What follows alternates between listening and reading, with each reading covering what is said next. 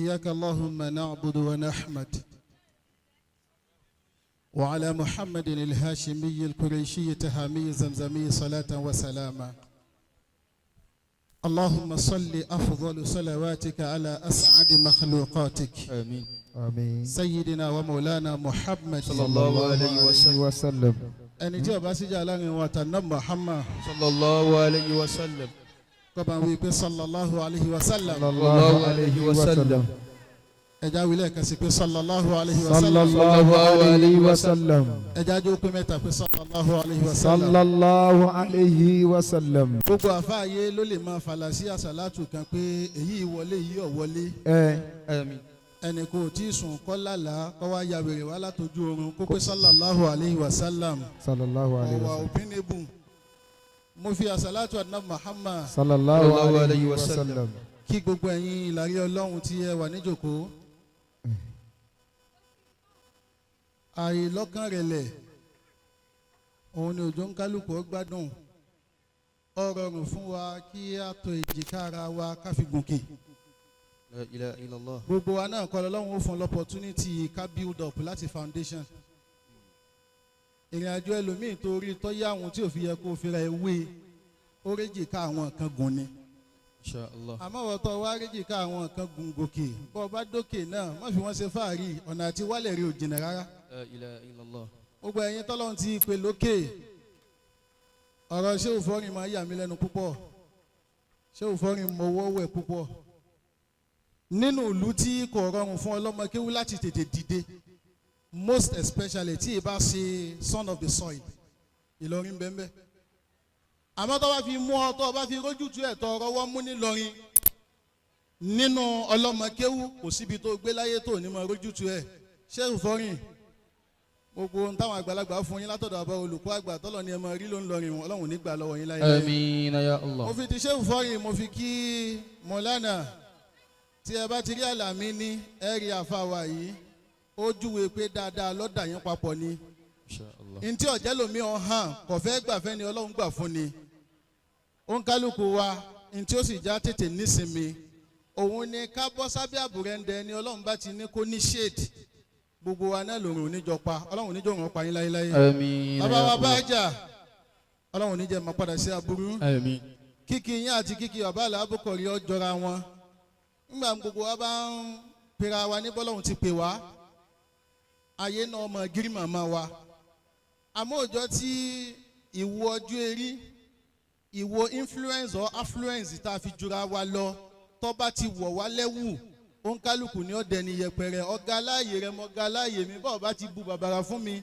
bí n bá lè kàn ọ́ lábùkù yín kó wà pọ́nlé tèmi náà rò. الله afáwọn àgbàlá mi ní wọ́n fàdínà Muhammad ayín mọ̀ صلى الله عليه àpàdà وسلم sí aburú tí ọba yín tẹ̀ fi nílé kí ànábì mọ́ ọlọ́run níjọba yín. آمين يا الله mo wá kí wàlíyí ọlọ́run tí n bá pe Al-Imam Ajétúmọ̀ bí ní wàlíyí ọlọ́run kì í sókì ẹ lọ́ọ́ kíyèsí gbogbo ẹni tí ìgòkè ọmọ làkejì bá ti máa ń nílà kó mi gbogbo ohun tó wù kó jẹ́ èèyàn yẹpẹrẹ ni àfi ibi tí bàbá Ajétúmọ̀ bí ọba ti lọ́pọ̀túnítì àti fọwọ́ láàyàn sókè ni ò ní ṣe bẹ́ẹ̀ ọlọ́run ò ní jẹ́ fọlápìtàn. آمين يا الله Mọ̀lánà Nizamullah ẹ̀ bá ń pẹ́ Adamallahu hayatahu. أدام الله حياته sẹ́rí bí bá rí nǹkan kan mí ṣe ń jòkó yìí ju kí nǹkan kí àwọn àfa lọ kí n sì ṣe bó ṣẹ́jú kan tí máa ń dùn mọ́ Amiru wa ní Kunfayakun. إن شاء الله bí n bá sọ gbogbo ọ̀rọ̀ tí n bá ti sọ lè bó torí àwọn olólùfẹ́ wa in diaspora bí ìgbà tí n sọ nǹkan kan ni. Kai. abáwa Nizami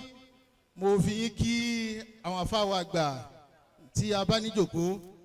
أدام الله حياته mo wá kí àfa wa ìmáàmù àgbà bàbá wa Bàtúrì ẹ dákun ẹ bá sọ pé Adamallahu hayatahu. أدام الله حياته ẹ̀yin ìyá ìjókòó yìí ṣe jókòó tẹ́ ti náwó ẹ̀ ní náwó fọwọ́ bọ́jú kankan. إن شاء الله àmọ́ bí n bá ti dákun àwọn àfa ẹ máa bá àwọn àdámọ̀ wọn dáadáa. أدام أدام الله الله حياته. حياته bàbá wa Nurul Qulub أدام الله حياته bàbá wa ajánẹ́sí àgbà fún gbogbo ilẹ̀ ìlú Ìlọrin. أدام أدام الله حياته. bí bá ń bẹ nínú kádàrá nínú àwọn tí láwà nínú àtọ́ sí tí ọ̀la ń jiyàn òun ni ọlọ́run níjẹ́ máa padà sí aburú. آمين يا الله ọba tó ti da yín lọ́lá kọ́mọ́ pé òun ò ṣe mọ́ o. آمين. la hawla wala quwwata. إلا بالله العلي mo kí bàbá wa العظيم El-Muqaddam ní ẹgbẹ́ wọn ọba tí ó ṣe yín lẹ́yìn dáadáa ọlọ́run kó dákun kó má jẹ́ máa padà sí aburú. Àmín ya Allah. sẹ́rí bí ṣe máa wù mí mo ti mọ̀ pé 10 minutes náà ni ó wá bẹ̀ lónìí ni ẹni tó bá má sàmì ì máa stand on existing protocol ni ì ń fi kíkí tí wọ́n ti kí yẹn ì ń fi kí gbogbo èèyàn àmọ́jòkó tí ọlọ́mọ kéwú bá ti pọ̀ àdánwò pọ̀ ń bẹ ẹlòmíì ò sì ní nǹkan míì tí ń wá káàkiri àwa lórí ló sọ pé òun ò rí àdánwò tiẹ̀ náà nù. má sì wulẹ̀ dágbà kò wò lára tiwa àwọn bàbá rẹ náà ò rí nǹkan tó dáa náwó ní òjò sí mọ́lẹ̀ nínú ilé yín. La ilaha illallah. èyí táwùlẹ̀ wá fọwọ́ ta láyàwó tí ọ̀wá abaṣẹ́ tó dáa jẹ́ àsìkò táwọn fi sáré progress táwọn wá fi sáré kájáde ń kòtò. Allah. dákun mọ̀sẹ̀ léyìn mọ̀sẹ̀ yìí. Àmín. mo kí bàbá wa àgbàlagbàjì Damallahu mo ayatahu. gbádùn àwọn àlùfáàdì tí àfa àfọrin lò púpọ̀ bàbá ni mo gbà fún ìgbà fún ọmọ wèrè náà ní ọ òwúlẹ̀ gbà fún ọmọ ọgbà fún bàbá tẹ́lẹ̀ náà. Kai. ambele ta ṣe alabukọ̀rí èṣe dámàlà nínú àwa tí à ń jẹ́ àfọ̀mọ́ àfa nílọrin ó tó wa ní fàárí Kai. ìwọ lè má láìkì ẹ̀ ọlọ́run fún wọn náà ní nǹkan míì tí ò fáwa náà àmọ́gede páwa náà lè máa ṣe fàárí wípé bàbá mi àfa ni bàbá bàbá mi àfa ni bàbá tó bí bàbá mi àfa ni èmi náà àfa ni mi ó tó lórí ẹbí ò tó. Alhamdulillah. alábùkọ̀rí ọ̀wá jẹ́ ọmọ àfa gbogbo ẹni tí bá ń jẹ́ dámàlàm ẹ dákun mẹ́sẹ̀gì gbogbo àwọn ọmọ Ìlọrin ọ̀rọ̀ kan bẹ tẹ́mi òpin ọba àmọ́ màá jẹ́ tó mọ bí ó sì support mi lórí ẹ̀ ọ̀rọ̀ wèrè ní kẹ́ ẹ máa sọ fún wa pé gbogbo àwọn ọmọ Ìlọrin làáfà o lè má láìkì ẹ̀ àmọ́ gbogbo wa kọ́ ni bíríkìlà gbogbo wa kọ́ ni kápẹ́ńtà bọ́ ọba ti fẹ́ kó kì tán fi ń kí àwọn baba ńlá wa àwọn kọ́ wọnú ó kì tiẹ̀ náà ó sì ṣẹ́ tí wọ́n ń ṣe ni. Insha Allah. ọba wa alábùkọ̀rí kò dandan kọjá ṣáájú ọmọ ní ọjẹ́ khalifa bọ́lọ́wọ́n ọba ti ní orìnà tí baba rẹ̀ rìn ọmọ tó bá ti rìn náà ni wọ́n gbé síwájú ọba tí ó tó lódì fún baba wa àgbàlagbàjì ọlọ́mọdé máa padà sí aburú. Àmín ya Allah. mo wá kí olóríire àgbáyé ni alára kéwú ẹ bà mí lọ́wọ́ kí lẹ wíhùn ẹ wí ń tẹ wíhùn jáde kí n gbọ́. Allahu ayat. báwọn èèyàn bá mọ̀ túmọ̀ rẹ̀ ni wọ́n máa wí dáadáa. bàbá wa amiru the international amir of Kunfayakun global family. Foundation. Allahu hayatahu. ẹ dákun ẹ bá ń sọ pé adamallahu hayatahu. Allahu ayatahu. sẹ́rí kíkì yín náà ní fi sọ̀rọ̀ kò sí tẹ̀tẹ̀rẹ̀ ńlẹ̀ púpọ̀. ẹni tí bá ń wá àṣírí kíni Kunfayakun fi ń ṣe káàkiri bá ń wá sára nǹkan mẹ́ta.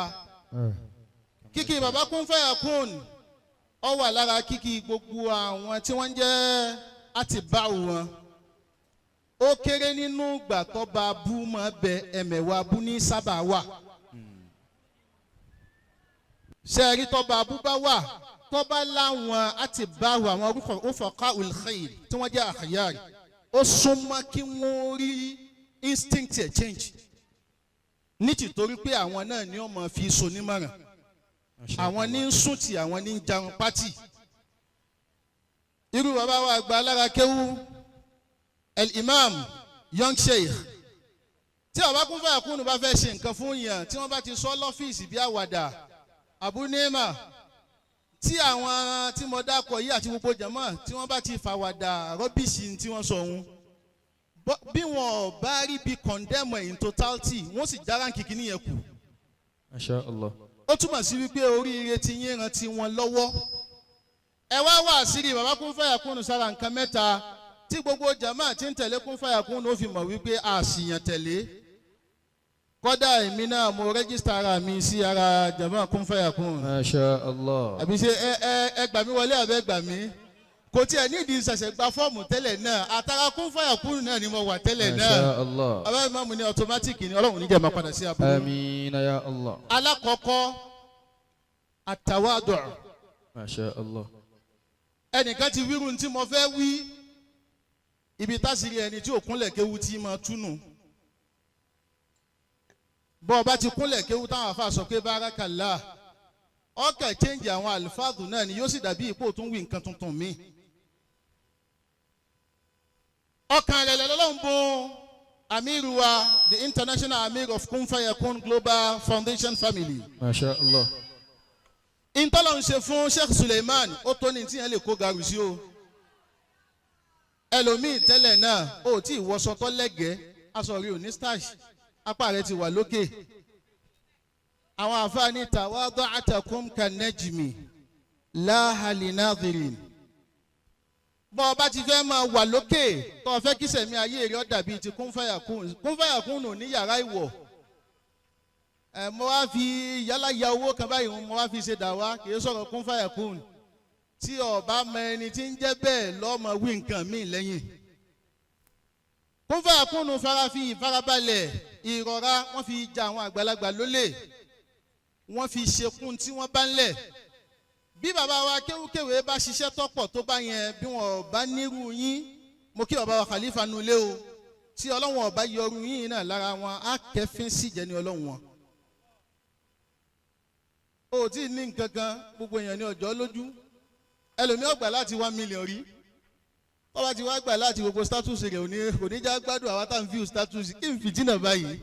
àwọn nǹkan tí wọ́n sì ń gba kinní kan tó dàbí àlámù wọ́n bá wọlé sérí fóònù yàn fóònù ó ṣèkì ẹ̀ ń tọ́gbà múnú ó ṣèkì àwọn ni wọ́n ń ṣe pẹ̀lẹ́pẹ̀lẹ́ yìí bọ́ bá ti fẹ́ kọ̀rọ̀ tiẹ̀ ní olójútùú ṣe bí baba Kunfayakun.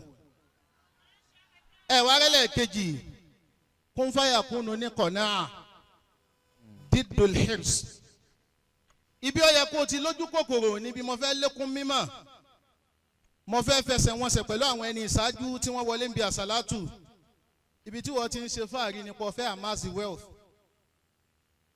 Kunfayakun ò ṣe bẹ́ẹ̀ tó bá ṣe wípé báwọn èèyàn ti ń kó tì wọ́n kó tó di páwọn èèyàn ó lè entrust hard hand money wọn fún yàn ayé ti gbọ́n ti bọ́ọ̀dì báyìí o èyí sì máa sọ fáwọn ọlọ́mọ kéwú ìwọ ọlọ́mọ kéwú tó ṣe pé kọ́ọ̀kẹ́ lájọké ọwọ́ agbowó lọ́wọ́ accountant 500,000 náà lọ gbà lọ́wọ́ ẹni tóun sọ ìṣẹ́rò 5 ọ̀sọ́ dìṣẹ́rò 7 kò sí lẹ́wọ̀n ọ̀sà ìmọ̀ pọ́lọ̀ ń fẹ́ fún ọ lóúnjẹ nu. Allah.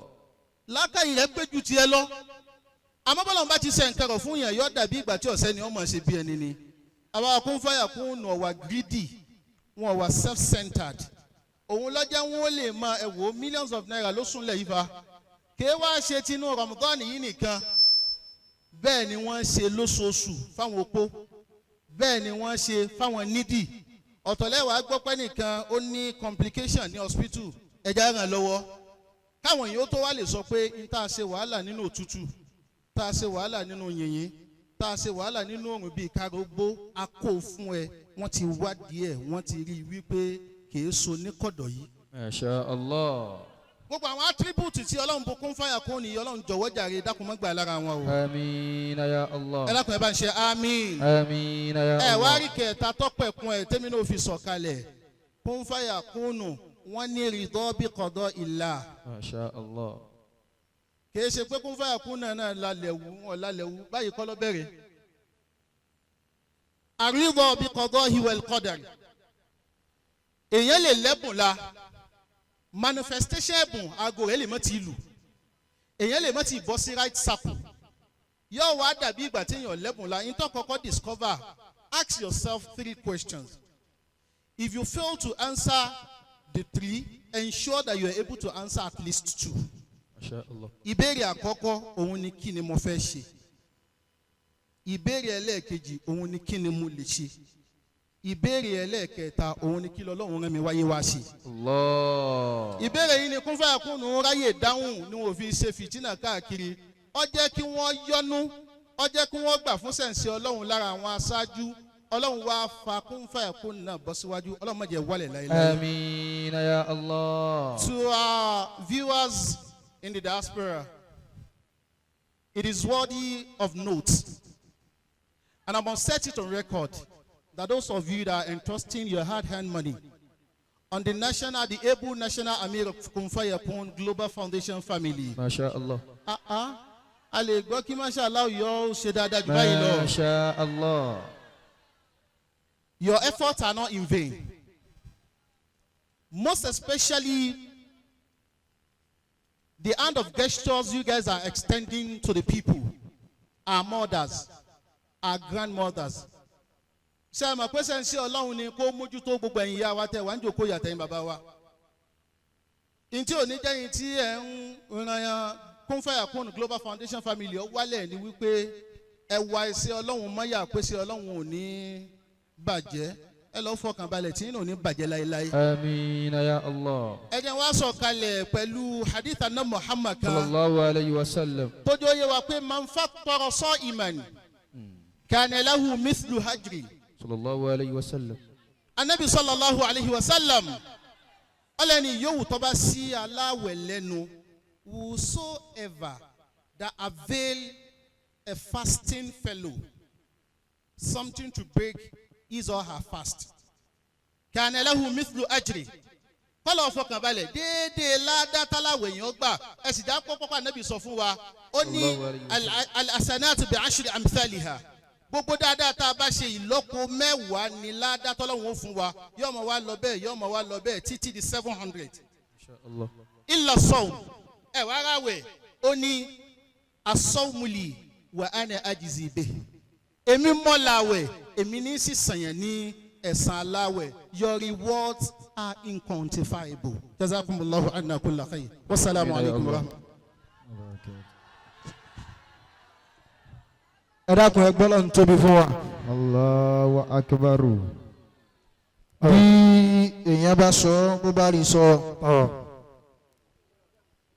ayé òkì bẹ́ẹ̀ni.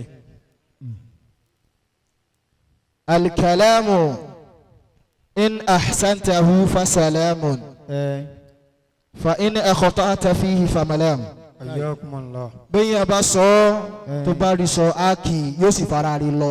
Ákì ayin. yóò fara rí ṣe kí ni. Yóò fara rí lọ. tó bá wí okú wí.